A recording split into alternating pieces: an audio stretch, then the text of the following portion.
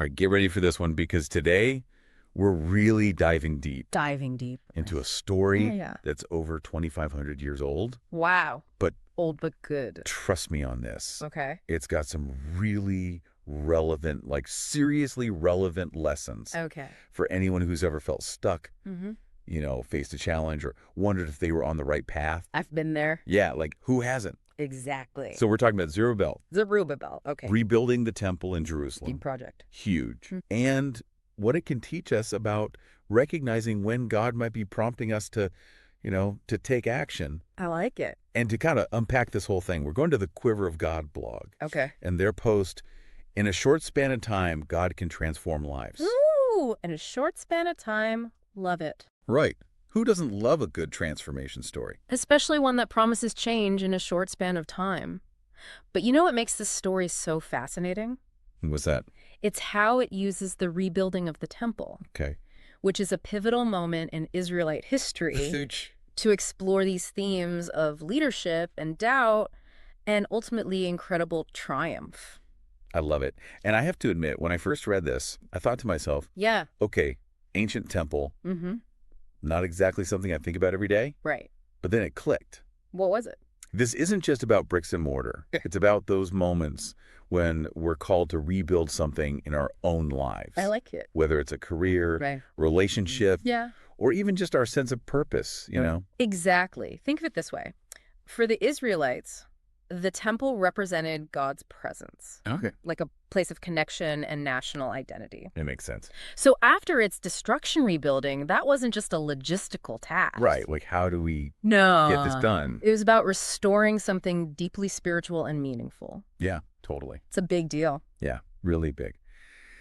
So let's talk about our main man, Zerubbabel. All right, Zerubbabel. He's a descendant of kings, Okay, royalty. royalty, right? Mhm. And he's tasked with this monumental rebuilding project. I can't imagine. Talk about pressure. Can you imagine? Like, hey, go recreate something as magnificent as the temple. It's a huge weight to carry, especially considering the expectations, Oh, I know. the legacy he's stepping into. And the blog does a great job of painting this picture of initial excitement. Right. Everyone's on board. There's music, celebration as they lay the foundation. I love it. You can almost feel that collective energy, that sense of hope. Oh, totally. It's like when you start a new project or set a big goal, right? You've got that burst of motivation. You're telling everyone, Yes. you're ready to conquer the world. I'm going to do it. This is it. This is my year. This is it. Yeah. This is the one. We've all been there. Oh, yeah. Totally, totally. It's true. That initial excitement is powerful, but what happens when that initial energy fades? Because let's face it, Oh, tell me about it. that burst of motivation, Yeah. It doesn't- doesn't always last. you're preaching to the choir. Right. I'm the queen of starting projects with gusto, and then Well, let's just say my follow-through needs some work. you're not alone. Okay, good. The blog points out that this is like a universal experience. Okay. We start with a bang, and then the inevitable roadblocks appear. The dreaded roadblocks. Yeah, exactly. And for Zerubbabel, that roadblock comes in the form of opposition. Oh, man. So not only does he have this pressure of rebuilding this incredible structure, but now he's got people actively trying to stop him. Yeah, it's like, can you catch a break? That's rough. It is, and you can feel that pressure mounting in Zerubbabel. Oh, I bet. Imagine you're tasked with this monumental project, like a sacred duty, Yeah. and suddenly you're hitting roadblocks left and right. Ugh. It's no wonder doubt starts to creep in. And it's not just like the external doubt, right? It's that internal struggle, too. Oh, yeah, totally. Like, I can almost hear those thoughts swirling in Zerubbabel's head. Is this even the right time? Am I even the right person for this? What was I thinking? What was I thinking? Yeah. This is a bad idea. Oh, been there. And haven't we all? The blog cleverly breaks down those doubts into two main culprits. Okay, I love a good list. Oh, it's a good one. And I think we will all relate to them. Okay, B. So first, that sneaky little voice that whispers, Yeah. it's not God's timing yet. Oh, that is so real. Yeah. It's like we're waiting for this neon sign from the universe to give us the green light Yes. instead of trusting our own gut and taking that leap of faith. It's the ultimate form of procrastination. It really is. We use this idea of divine timing as an excuse to stay stuck, to avoid taking risks or stepping outside our comfort zones. Okay, so that's culprit number one. Culprit number one. What about the second source of doubt that the blog talks about? Ah, yes. The one and only comparison game. Oh, no, not that game. And in Zerubbabel's case, he's not just comparing himself to anyone. Right. He's up against the legacy of King Solomon's temple. Oh, man. Talk about an impossible standard to live up to. Oof. Yeah, I get that. Yeah. It's so easy to fall into that trap of comparison, especially in today's world. The worst. Social media doesn't help, right?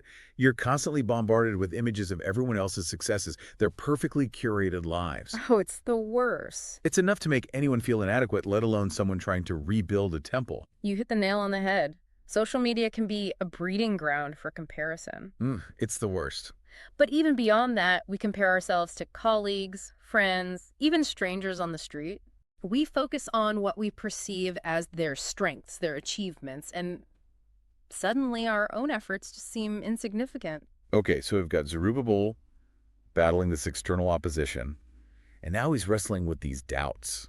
Yeah. It's like a recipe for giving up, just throwing in the towel. Yeah, it's a lot. So how does he break free? Right. Because I need to know the secret. So last we left, our hero, Zerubbabel, was stuck in this, quagmire of doubt, just staring down this impossible task of rebuilding the temple with everybody all up in his business. Oh, yeah, everyone and their mother had an opinion. Oh, I know, right? It's like that feeling when you just want to crawl back into bed and pull the covers over your head. Tell me about it. So how does he get out of that rut? That's what I want to know. Well, and this is where the story gets really interesting. Okay, I'm intrigued. Just when all hope seems lost, God steps in. Okay. But not in like a booming voice from the heavens kind of way. Okay. He sends two prophets, Haggai and Zechariah, to deliver a message tailored specifically for Zerubbabel's struggles. Okay, prophets, that's not something you see every day. Yeah. So what was so earth-shattering about their message? What did they say to get Zerubbabel back on track? It's brilliantly simple, really. The blog highlights two key parts of their message. Okay, give me the highlights. So first, Haggai delivers this like a direct challenge from God. Imagine being Zerubbabel, weighed down by this impossible task. Okay, I'm imagining it. And you hear, is it a time for you, yourselves, to be living in your paneled houses while this house remains a ruin? Ooh, this got to sting. Hey. Like God was basically saying, get your priorities straight, Zerubbabel. My house is in ruins and you're worried about your own comfort. Exactly. It was a powerful call to action, but also like a reality check, you know? Right. Zerubbabel was so caught up in the obstacles and comparisons that he'd lost sight of the bigger picture of the reason he'd started this whole endeavor in the first place. It's easy to lose that focus. Oh, totally. But the prophets, they didn't just deliver tough love. Okay, so what was the pep talk? How do you encourage someone to rebuild a temple? Right. So through Zechariah, God assured Zerubbabel that the glory of this new temple, it would surpass even the magnificence of Solomon's temple. Wow.